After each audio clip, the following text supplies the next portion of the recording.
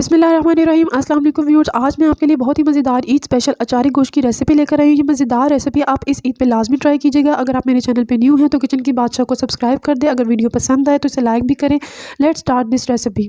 इसके लिए हमने एक कुकर लिया, उसमें आपने 1 कप ऑयल डालना है, 2 मीडियम साइज़ के प्याज ऐड कर देने हैं। चाहे तो आप प्याज वाले स्टेप को स्किप कर सकते हैं, क्योंकि मैंने ग्रेवी ज़्यादा बनानी इसलिए मैंने प्याज इसमें कटे हुए डाले हैं। इसको आपने हल्का सा ब्राउन कर लेना है। फिर आपने इसमें अदरक लहसुन के 1-1 चम्मच पेस्ट डाल देना है। इसको मैंने पहले से ही बना के रखा हुआ था। आपने इसको 1 बाय 1 ऐड कर देना है और फिर इसको आपने 7 से चम्मच हिलाते जाना है ताकि ये थोड़ा सा ब्राउन हो जाए। अब आपने इसमें 2 कटे हुए टमाटर ऐड करने हैं। इससे ग्रेवी बहुत ही मज़ेदार बनती है। प्याज और टमाटर ये दोनों ग्रेवी की जान होते हैं। ये दोनों बहन भाई मिलकर हमारी डिश की रौनक और टेस्ट में इजाफा करते हैं। इसके बाद आपने इसमें 1 कप दही ऐड कर देना है। दही ऐड करने के साथ साथ आपने अपने मसाले को मिक्स करते जाना है ताकि ये नीचे भी ना लगे और आपके हंडिया का कलर भी बहुत प्यारा आ जाए। देखिए मैं 7-7 चम्मच हिलाती जा रही हूँ। अब इसके बाद मैंने इसमें अपने स्पाइसेस ऐड करने हैं। 1 चम्मच सुरख मिर्च, 1 चम्मच आपने इसमें नमक डालना है और आधा चम्मच आपने इसमें हल्दी डालनी है। फिर उसके बाद आपने इसमें 1 चम्मच ही कुटी हुई सुरख मिर्च ऐड करनी है।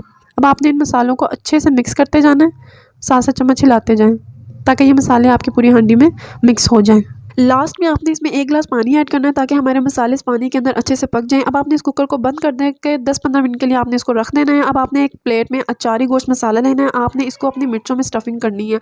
इसके लिए मैंने 10-12 अदद मिर्चें ले ली थी। मैंने ज़रा मोटी मोटी ली हैं, पतली नहीं ली, क्योंकि बारीक आपको पता है बहुत ही तीखी होती है, इसलिए मैंने ज़रा मोटी ली है ताकि ये तीखी कम हो और ज़रा गले को भी। मिर्चों की स्टफिंग करने के बाद मैंने अपना कुकर ओपन किया। देखिए मेरी बहुत ही मज़ेदार सी ग्रेवी तैयार हो चुकी है। अब आपने इसमें 1 किलो गोश्त ऐड करना है और इसको दोबारा कवर करके रख देना है ताकि आप 10-15 मिनट के लिए रखेंगे ताकि ये गोश्त अंदर तक गल जाए। जब आप इसको ओपन करेंगे देखेंगे थोड़ा अंदर से गल चुका है। अब आपने इसको अच्छे से भूनना शुरू कर देना है। अपने मसाले को अपने चिकन के साथ आपने भूनना है और देखिएगा बहुत ही मज़ेदार खुशबू आना शुरू हो जाएगी। फिर इसके बाद आपने इसमें एक शान का अचार गोश्त मसाला ऐड करना है। पूरा पैकेट आप ऐड कर लें या चाहे तो आप आधा ऐड कर लें। मैंने इसमें पूरा पैकेट ऐड किया। खुशबू बहुत ही मज़ेदार और दूर तक जाती है और बहुत ही एपेटाइजिंग होती है कि जहाँ आपने 2 रोटियाँ खानी होती है वहाँ आप 4 रोटियाँ खा लेते हैं और ये खुद पुकारती है कि आएँ और मुझे खाएँ।